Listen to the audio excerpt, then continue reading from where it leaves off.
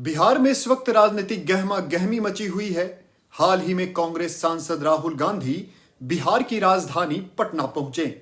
उन्होंने इस दौरान राजनीतिक रूप से कमजोर हो चुके कांग्रेस कार्यकर्ताओं से संवाद किया, महीनों से अनशन पर बैठे बीपीएससी के छात्रों से मुलाकात की और साथ ही लालू प्रसाद यादव से भी उनके घर जाकर यह संकेत देने की कोशिश की कि इंडिया गठबंधन में सब कुशल मंगल है। अब कितना कुशल है और कितना अमंगल, वो तो लालू प्रसाद यादव के द्वारा दिए गए बयानों में दिखता है। अगर आपको याद हो तो बीते दिनों लालू यादव ने इंडी गठबंधन का चेहरा पश्चिम बंगाल की मुख्यमंत्री ममता बनर्जी के हाथों में देने की बात कही थी।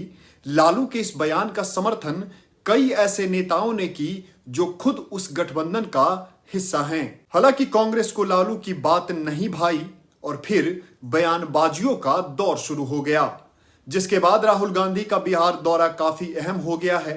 लेकिन राहुल के इस दौरे से सबसे अधिक असहजता राजद को हुई होगी। हम ऐसा क्यों कह रहे हैं वो हम आपको आगे बताएंगे, लेकिन उससे पहले बिहार की राजनीति को आप समझ लीजिए। तो बिहार की राजनीति में पिछले 3 दशकों से जदयू और राजद का प्रभुत्व देखने को मिला है। बाकी जितनी भी पार्टियां हैं वो इन दलों के पिछलग्गू बने हुए हैं।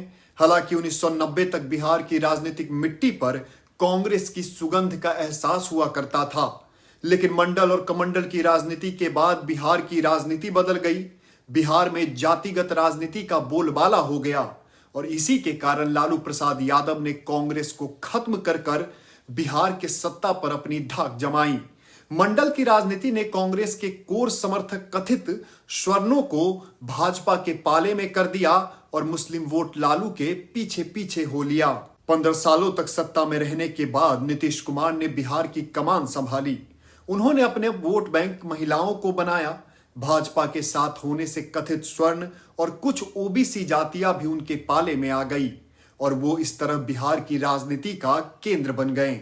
लालू प्रसाद यादव के साथ होने से कांग्रेस पूरी तरह उन पर निर्भर हो गई थी, जिसके कारण कांग्रेस की स्थिति यह हो गई कि मंडल स्तर पर उनके कार्यकर्ताओं का मिलना मुश्किल हो गया।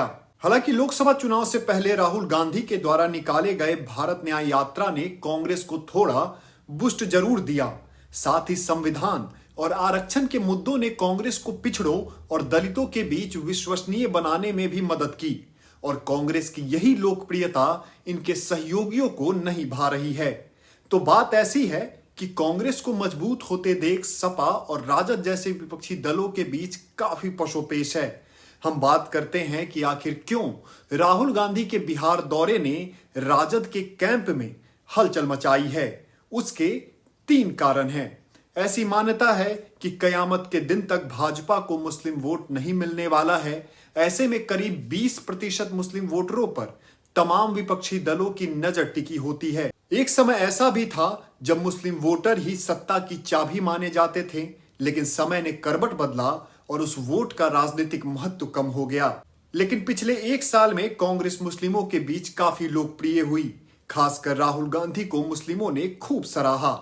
लोकसभा और विधानसभा में इसकी झलक देखने को मिलती है। बिहार में मुस्लिमों को अमूमन राजद का कोर वोट बैंक माना जाता रहा है, लेकिन राहुल गांधी के बिहार दौरे और वो अपने भाषणों में अल्पसंख्यकों के जिक्र ने तेजस्वी यादव को चिंता में डाल दिया है।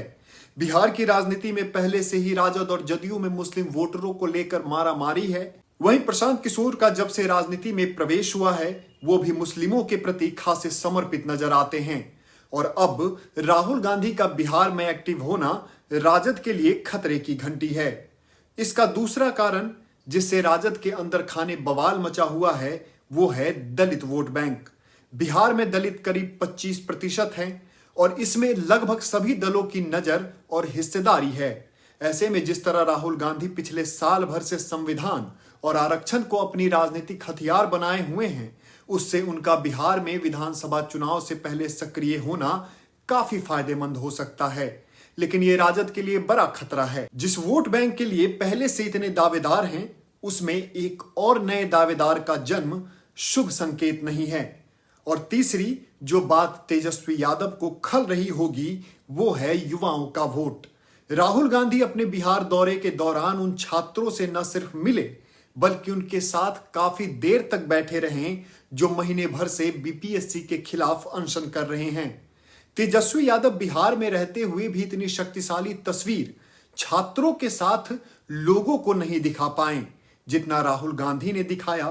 तेजस्वी लगातार युवाओं की नौकरी को लेकर अपनी सफलता बताते रहते हैं, लेकिन बीपीएससी के खिलाफ पूरे प्रदर्शन से तेजस्वी यादव गौण रहे।